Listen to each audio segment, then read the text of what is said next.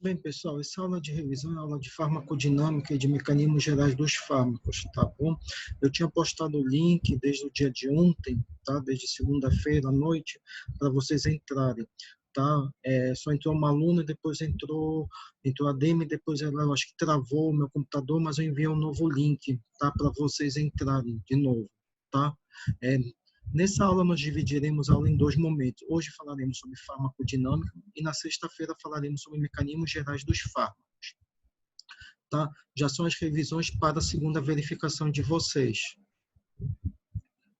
A farmacodinâmica ela tem que ser entendida como a parte da farmacologia que estuda principalmente as ações e os efeitos dos fármacos sobre, tá, o nosso organismo através de mecanismos de ação específicos que esses fármacos produzem e exerçam sobre o nosso organismo. Com isso, tá, quando nós estudamos na parte da farmacologia, a farmacocinética e a farmacodinâmica, nós vemos que essa farmacocinética que nós já conversamos anteriormente, tá, cada conceito, cada processo que está presente nela, ela tem uma definição e tem um objetivo. Tá? Por exemplo, a absorção, que é a concentração da droga na circulação, uma vez que ela é administrada, a distribuição, que faz com que o fármaco se distribua ao longo dos tecidos, tá? A própria eliminação, aonde o fármaco ele vai ser metabolizado e excretado sobre o nosso organismo, e quando ele chega nessa parte da biotransformação, ou seja, onde o fármaco irá se concentrar no local de ação, é onde começa aqui, propriamente dito, que é a segunda etapa, que é a farmacodinâmica, aonde nós temos o efeito farmacológico produzido por esse fármaco, que é, tá, medido através de uma resposta, ou seja, uma resposta clínica, que pode ser uma toxicidade, ou seja, um efeito tóxico, ou uma eficácia terapêutica atingida aqui. Com isso, a farmacodinâmica ela se preocupa em estudar os mecanismos de ação dos fármacos, como eu já falei para vocês, os locais onde esses fármacos irão interagir, irão exercer seu efeito, os efeitos propriamente desses fármacos, os tipos de respostas que serão produzidos por esses fármacos, tá?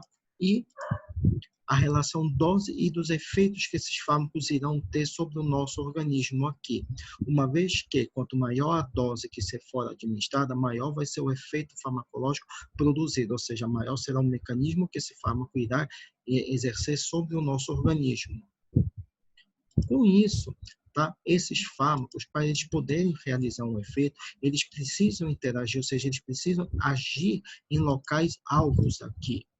Tá? Ou seja, em alvos específicos, aonde eles vão produzir um efeito, tá? E esse efeito, que é o efeito farmacológico propriamente dito, nada mais é do que a interação do fármaco com algum componente que esteja presente ou nas nossas células ou nos nossos tecidos. Tá? Essa é a definição dada por Paul Ehrlich, tá? Para a parte de farmacodinâmica.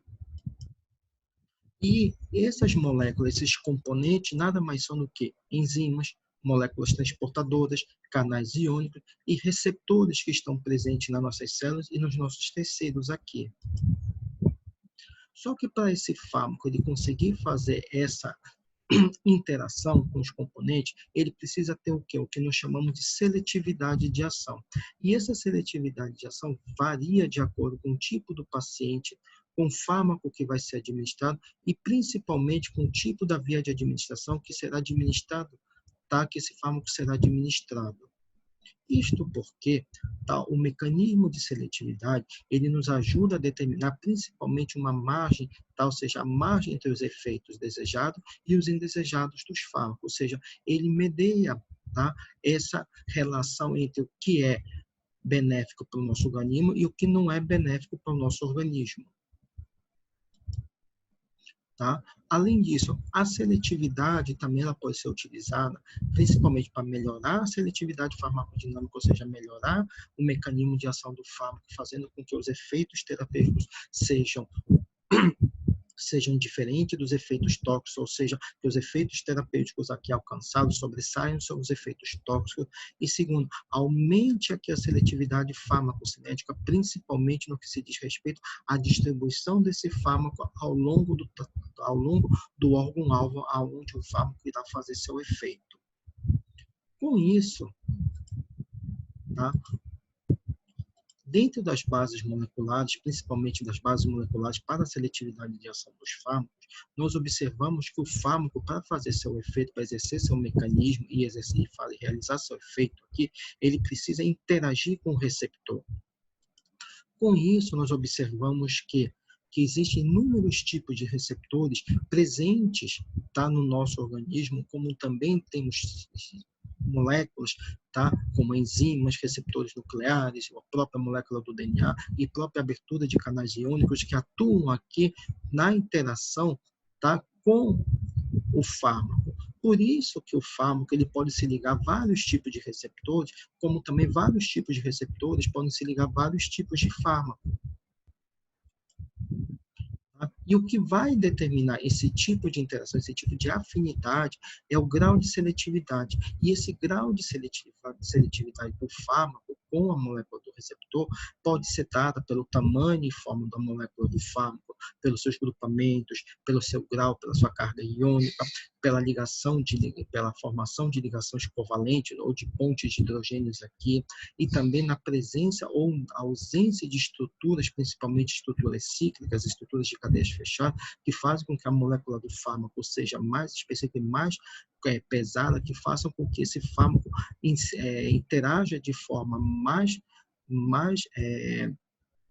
mais afim com essa molécula do receptor.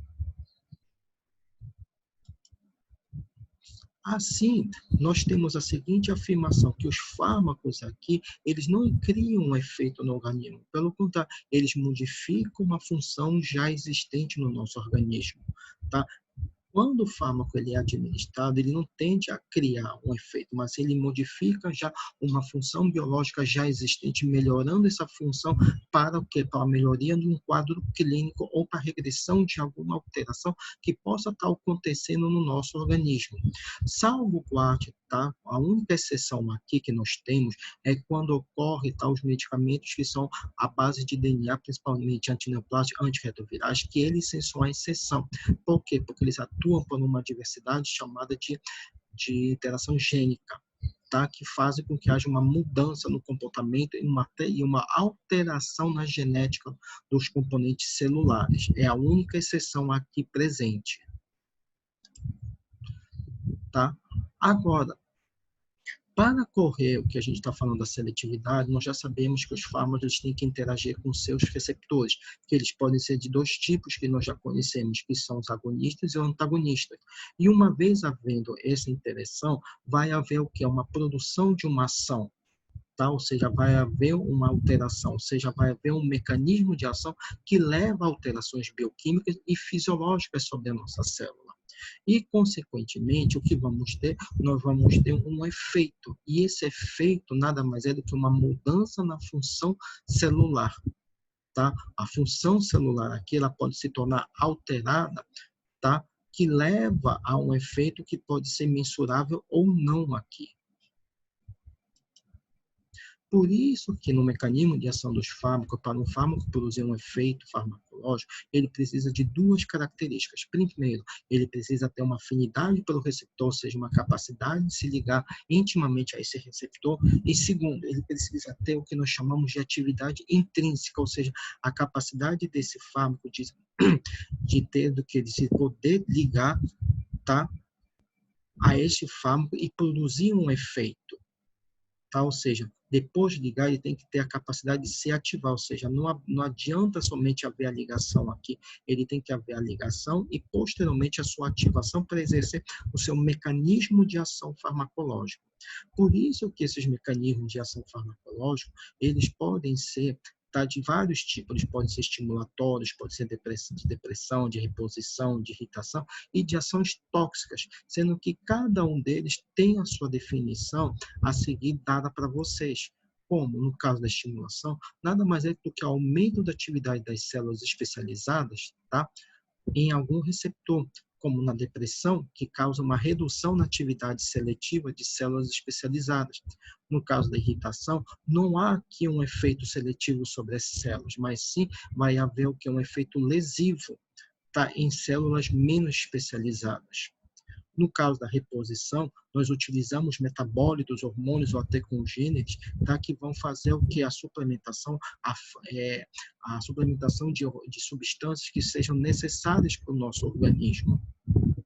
E, por último, nós temos a ação citotóxica, que é uma ação mais seletiva em relação às outras que a gente conversou com vocês, aonde elas vão atuar sobre células, determinados tipos de células, por exemplo, células cancerosas ou também de certos tipos de parasitas invasivos. Tá? E dentro da farmacodinâmica, nós temos o que nós chamamos da diferença entre a dose e a potência, aonde a dose nada mais é do que a quantidade adequada de um fármaco que é necessário, que é preciso para produzir um efeito, ou seja, um certo grau de resposta. Tá? É o que nós também chamamos de eficácia terapêutica, aonde essa eficácia terapêutica nada mais é do que o grau de capacidade do fármaco em produzir uma resposta desejada. Tá? É diferente quando nós falamos da potência, por quê? Porque na potência aqui nada mais é do que a quantidade, é o quanto do fármaco é necessário para produzir um efeito farmacológico. Tá? E essa quantidade, tá? Ela pode ser vista de duas maneiras.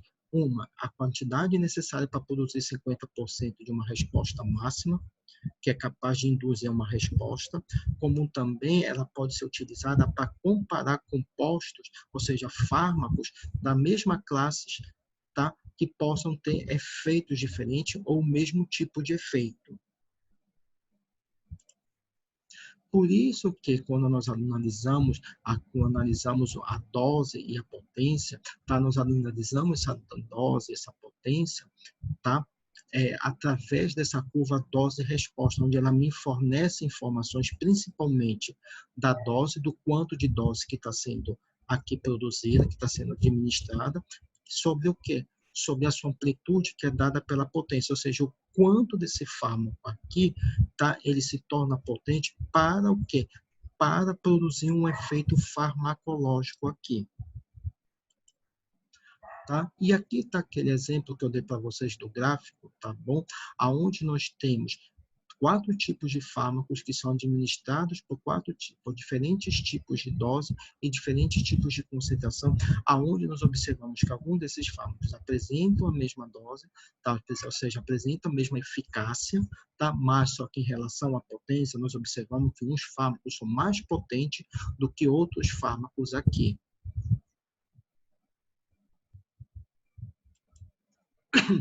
Por conta disso, os fármacos eles podem ser classificados, ou seja, os efeitos desses fármacos eles podem ser classificados em 4 tipos: benéficos ou terapêuticos, adversos, colaterais ou tóxicos, fracos ou ausentes e combinados a outros fármacos aqui.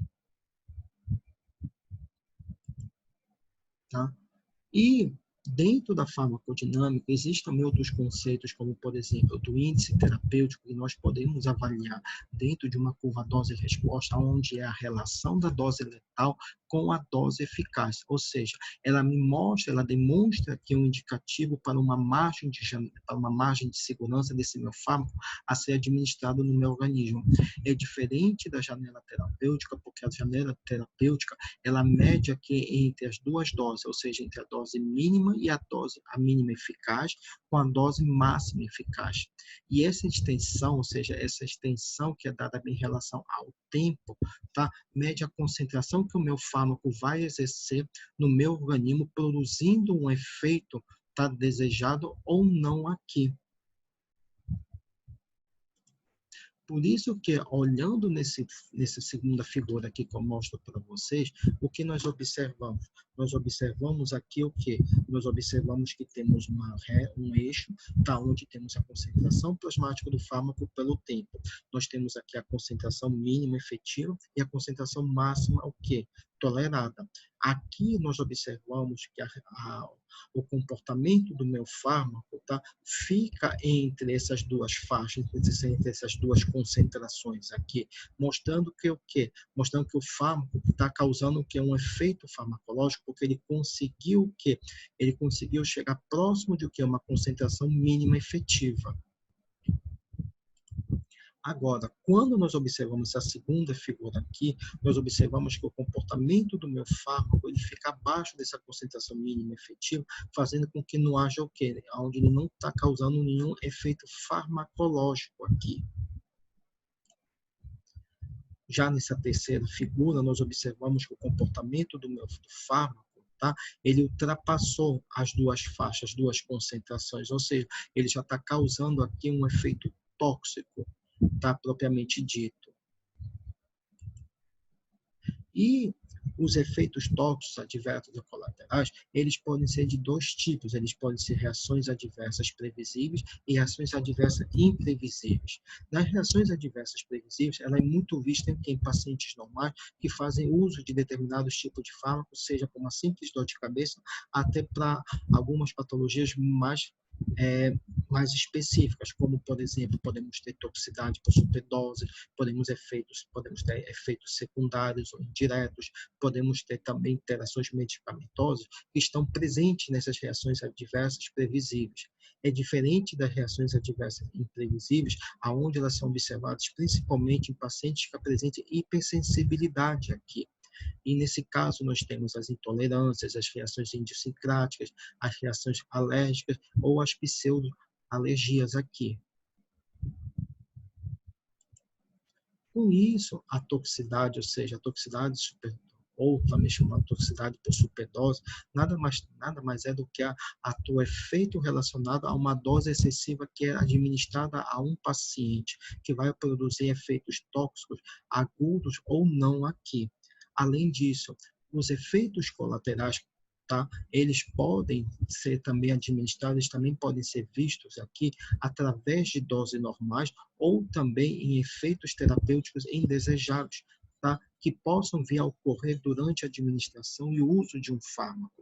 É diferente de efeitos secundários ou indiretos, aonde esses efeitos secundários e indiretos estão ligados principalmente à ação farmacológica primária do fármaco.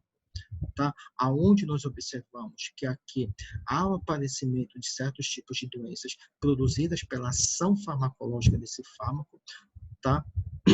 E muitas das vezes não está associada ao uso do fármaco aqui.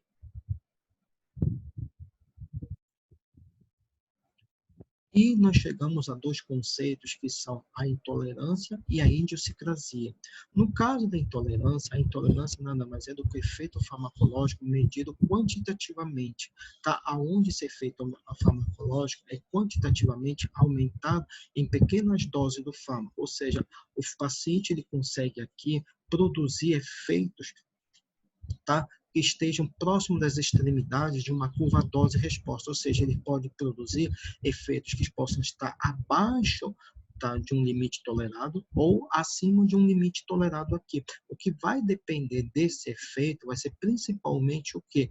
Principalmente essa quantidade de fármaco que está sendo administrado. É diferente da idiosincrasia, porque na idiosincrasia nós temos uma resposta qualitativa anormal e inesperada a um fármaco. É o que ocorre principalmente nas reações de hipersensibilidade aqui. Elas têm que ser diferenciadas, essas idiosincrasias elas têm que ser diferenciadas aqui, principalmente nas reações alérgicas. Por quê? Porque nas reações alérgicas, elas se baseiam principalmente por uma resposta imunológica que o organismo vai ter sobre determinados tipos de fármacos, tá? Que podem ser através de uma prévia exposição do fármaco ou de um composto químico, através de componente, através de uma interação imunoquimicamente, tá, entre esse fármaco e os receptores imunológicos do nosso organismo, que vai produzir essa resposta alérgica. Além disso, nós também temos o que se chama respostas ausentes ou fração de ação. Ou seja, essas respostas ausentes elas são observadas em quase um quarto da população, ou seja, 25% dos pacientes que fazem uso de determinados tipos de fármaco, eles podem ter essas respostas ausentes, que podem levar a respostas terapêuticas prejudicadas, como também podem ter o que mecanismo que essas respostas terapêuticas prejudicadas, elas podem ser o quê? Elas podem ser provenientes de mecanismos primários ou até secundários, tá? Da ação desse fármaco meu. Além disso, as respostas primárias nada mais são do que alterações genéticas que possam vir a ocorrer a nível celular ou nuclear sobre as nossas células. E as respostas secundárias nada mais são que são adaptações dinâmicas desses fármacos sobre o nosso organismo, que podem ser de 3 tipos, podem ser por taquifilaxia, atenuação e resistência adquirida. No caso da taquifilaxia, nada mais é do que a perda do efeito farmacológico devido a doses repetidas desse meu fármaco, diferente da atenuação, que é uma perda parcial dos efeitos farmacológicos.